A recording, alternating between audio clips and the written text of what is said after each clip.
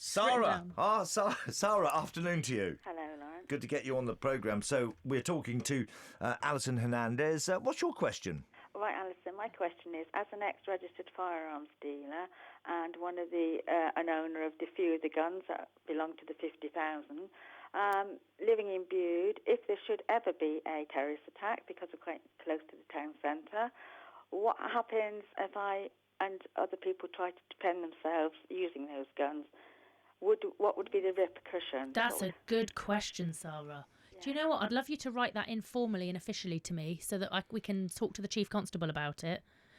Because this might be some of our solution to our issues in geographic places which have... What, vigilantism? I'm just saying, let's officially have a look at that and see what would be the implications of it. Let's unpick it a little bit. You're not seriously suggesting that people take to the streets with their own guns? Sarah's a registered firearms dealer, so I'm assuming you own a gun shop of some sort. Yeah.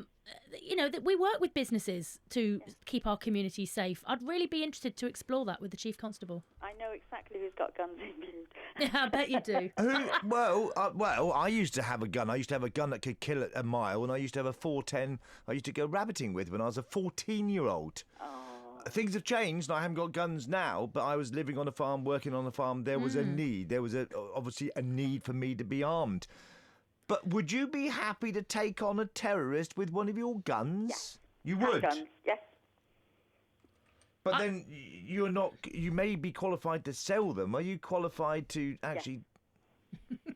She's not messing about. Don't go down to Bude. Yeah, but hang on a minute. You haven't exactly had the same formal training as the army officers and Territorial army, target shooting. Yes. I'm spot on with the pistol. I think the reality is, Lawrence, if your community was coming under attack, I think people would do all sorts of things to try and save their community. But when you say under attack... Without even thinking as well, look at how some of the emergency services responded. Look how some of the community responded on the bridge in London. Running with sticks and umbrellas. People will do incredible things without thinking to protect themselves and people around them. But look at the cases where someone's been robbed and they have used, they would say, reasonable force, and they've ended up in prison over it.